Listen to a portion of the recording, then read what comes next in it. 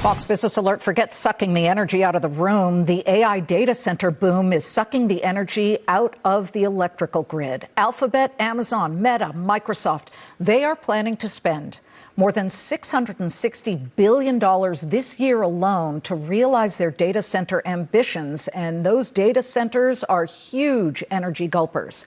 Well, now energy companies of all kind are reaching for some of that cash with both fists. Natural gas, nuclear, utility services, renewables, they are all in. The Williams Company, in a bid to meet skyrocketing power needs, is pivoting its strategy with the goal of becoming the dominant energy partner to those hyperscalers. The company delivers roughly a third of the natural gas in the U.S.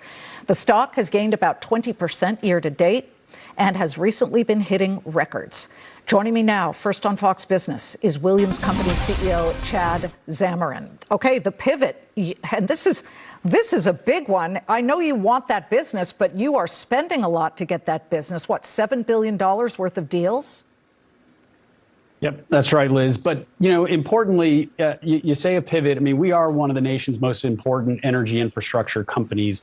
We've been building energy infrastructure in America for over 100 years. And so when we think about equipping American companies with the tools that they need to win the next generation of technology and opportunity, that's what we do as a company. And so we're really excited to be bringing these projects and these solutions to hyperscalers. I guess what we meant was not a pivot, but maybe a degree of change in direction, specifically to commit so much capital to the hyperscaler opportunities here.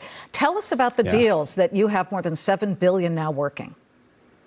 Yeah, the challenge we have here in this country is we haven't grown electricity production in 25 years. And you think about this next generation of data center AI technology, as you've said, very energy intensive. And so we've got to figure out how to bring energy to our American companies at a scale that we haven't over the last 25 years. And so what we're focused on is bringing tailored energy solutions to data centers, not burdening the grid, and ensuring that we're not driving up costs for consumers. And so we're leveraging the natural gas footprint that we own and operate today. We're going to build power generation solutions that are co-located with these facilities. We've announced 4 projects, 3 in Ohio, 1 in Utah, that together will deliver almost 2 gigawatts of power for what will be some of our country's most important AI technology data centers.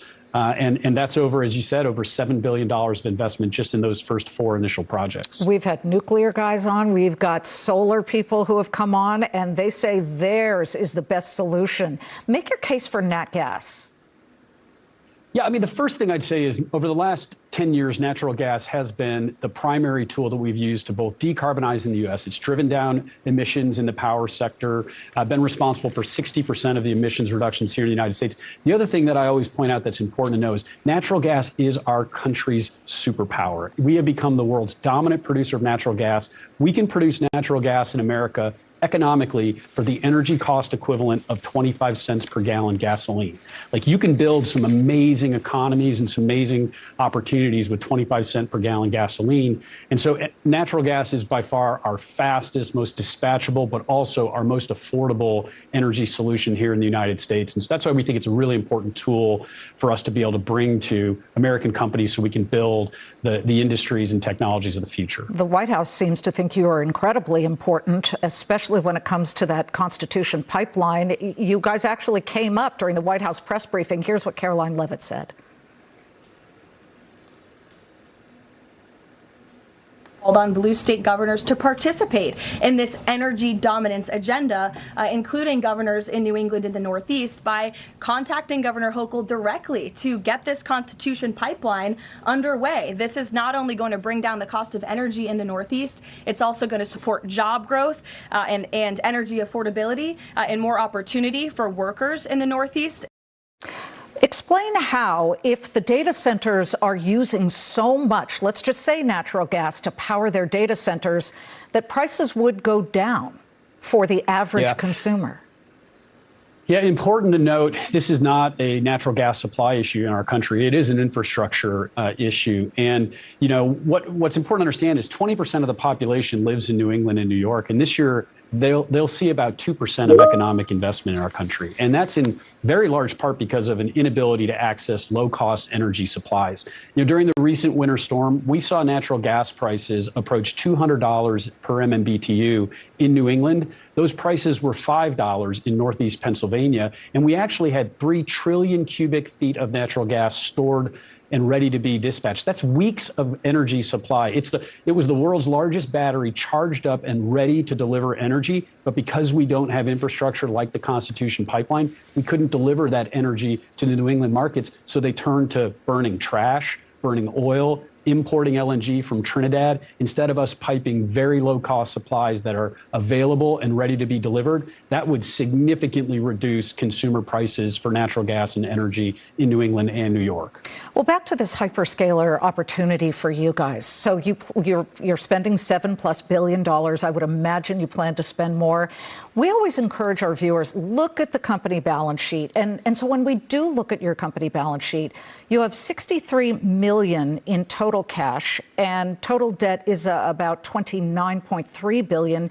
Please just explain to them how it is that you are able to spend $7 billion, and in what form does that take? Because it does matter to viewers who are watching to see if there's any dilution, if you issue stock, et cetera.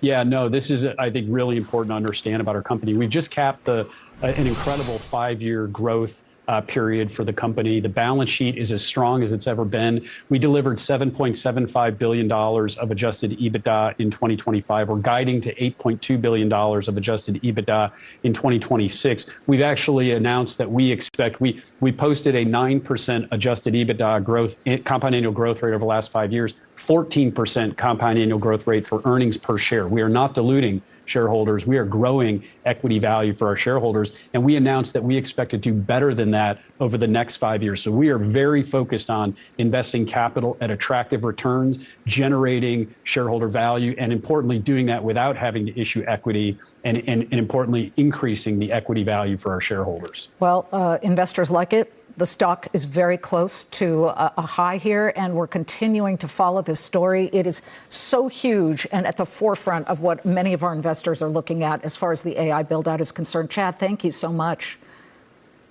Thanks for having me, Liz. And Chad, if you're not busy tonight, make sure to watch tonight's in-depth special, Re-Energizing America. Jackie DeAngelis is hosting it. It airs tonight, 8 p.m. Eastern, only on Fox Business.